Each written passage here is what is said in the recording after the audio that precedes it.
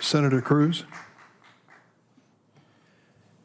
Anti-Semitism is a unique historic form of evil, and over millennia it has manifested in violence, mass murder, and genocide. October 7th was one of the darkest days in human history when terrorists murdered over 1,200 Israelis and took 251 hostages. Women and girls were raped. It was the single largest mass murder of Jews in a day since the Holocaust. In the wake of October 7th, we have seen anti-Semitism explode across the United States and across the world, but especially on college campuses. As the ADL has illustrated, from 2022 to 2023, the number of anti-Semitic incidents more than doubled in the United States. But college campuses in particular have become vile incubators of hatred of Jews. At Cornell University, in the aftermath of October 7th, one student made vile threats, including statements such as, "If I see a pig-male Jew, I will stab you and slit your throat. If I see another female Jew, I will drag you away and rape you and throw you off a cliff." A student organization at California State University, Long Beach, circulated a flyer calling for a, quote, day of resistance in celebration of October 7th. You will note on the flyer is an image of a person parachuting with a fan attached, a direct reference to and a glorification of Hamas terrorists that used gliders to descend upon a music festival and murder 260 innocent people and take many more hostages.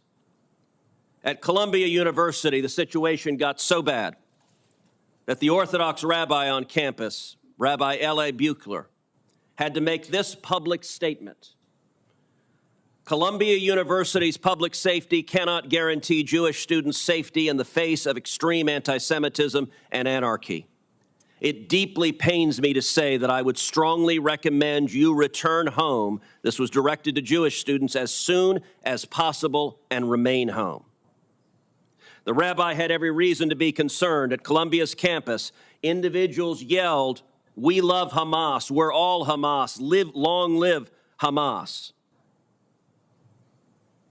At the University of Washington, the granddaughter of Holocaust survivors was told that she was called names, she was spit at, she was laughed at. She said she no longer felt safe on campus, and she was told to go back to the gas chambers. This is sick and horrific. At Columbia, when Jewish students were engaged in displaying the American flag and the Israeli flag, another student wearing a mask because these protesters are oh so brave, they almost always cover their face, held up a handwritten sign saying Al-Qassam's next target. Al-Qassam is the military arm of Hamas.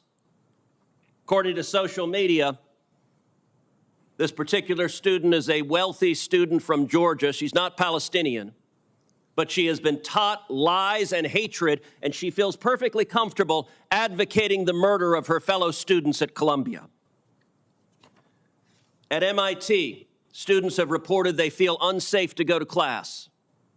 And the MIT president has said that she would not discipline the students making those threats because if she did, they risk losing their visas and being deported. Throughout all of this, the Biden-Harris administration has been utterly absent.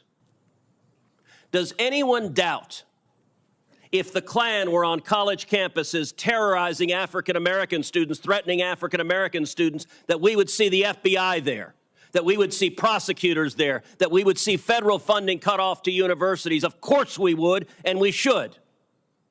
But when it comes to anti-Semitism, the Democrats have a problem. I would note, this is occurring in blue states with blue governors because the Democrat Party is terrified of the pro-Hamas wing of their party.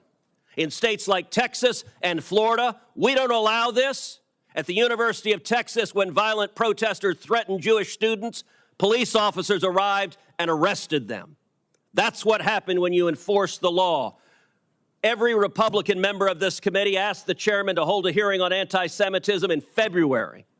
And yet we don't get a hearing on anti-Semitism. We get a hearing generically on hate because this administration, and this is the kind of anger and hate that is encouraged. You're now seeing the hate manifesting right here. Interestingly enough, Please, the committee will come to order. The senator is recognized to finish his remarks. So we now have a demonstration of anti-Semitism. We have a demonstration of the hate. Rabbi Goldfelder, let me ask you, has the Biden administration cut off the funding of any of the colleges that have allowed this hate? Have they indicted anyone for funding these violent protests? Have they indicted the people paying for the matching tents? Or have they sat there silently, and have the universities sat there silently while their students are terrified to go to class? They have not indicted anyone. They have not indicted anyone. Has any university had their funding cut off for allowing this sort of violent intimidation? Not a single university. I can tell you this. Next year, if there is a Republican expired. majority on this committee, you will see real leadership. And next year, if there's a Republican administration, you will see people prosecuted for this sort of violence. This is being tolerated with the looking away, the blind eye being turned from this administration and this Department of Justice. And it is utterly disgraceful. And under Title VI, any university that allows this should have their funding cut off. Senator's time has expired. I would make a note for the record. This hearing is about hate. It includes anti-Semitism as well as hatred towards other people. I would also point out that the previous chair of the committee from the other side of the table didn't hold a single hearing on anti-Semitism or hate crimes. I've held multiple hearings addressing this subject since becoming chair, including a hearing shortly after the January 15, 2022 synagogue hostage crisis in Colleyville, Texas, which featured testimony from the synagogue's rabbi. Senator Welch. Thank you. Thank you for holding this hearing. The senator from Texas, I was with you in your indictment of all those horrendous anti-Semitic things that happened. You lost me when it seemed like you veered into a blame game. I think every single one of us here is horrified about hatred and violence towards a person because of what they believe or who they are. Now, in Vermont, we're pretty proud of being a tolerant state, but we have suffered significantly with anti-Semitic activity. It's horrifying. One of the things that's really terrifying to me is that when folks want to go to their synagogue, they have to have police security. You know, when I grew up going to Holy Name Grammar School, we didn't know what that was. We just went to church. And in Vermont, we had 3 young Palestinian men who were home visiting a grandmother for Thanksgiving. They were out walking. They were speaking Arabic. They had on a keffiyeh. They got shot. They got shot. I'm horrified at what has happened to them. I am horrified at the anti-Semitic escalation towards wonderful Vermonters who are Jews and what they have to endure and the insecurity that they feel. So my view here is that let's acknowledge every single one of us is horrified about the expression of hatred towards a Jew, towards a Muslim, towards an Arab, and try to figure out how best we can act. And that does include enforcement. But I have observed that any issue out there that can become a partisan issue often does. My view, that's not a solution. You know, I speak to some Vermonters from the Jewish community, so horrified, as we all are, about what happened, what Hamas did on October 7th.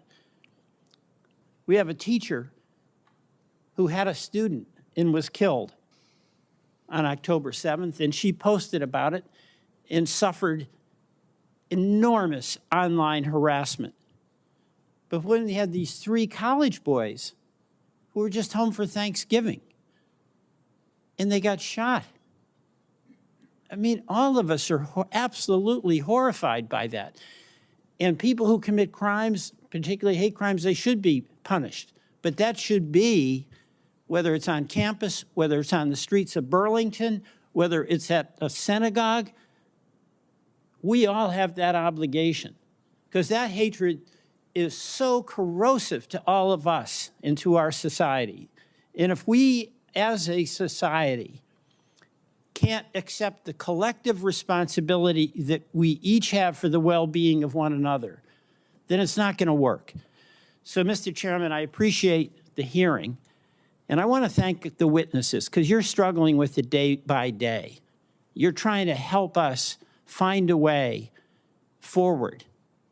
But it's not going to be just a law that we pass. It's not just an indictment that we prosecute, and those things should be done.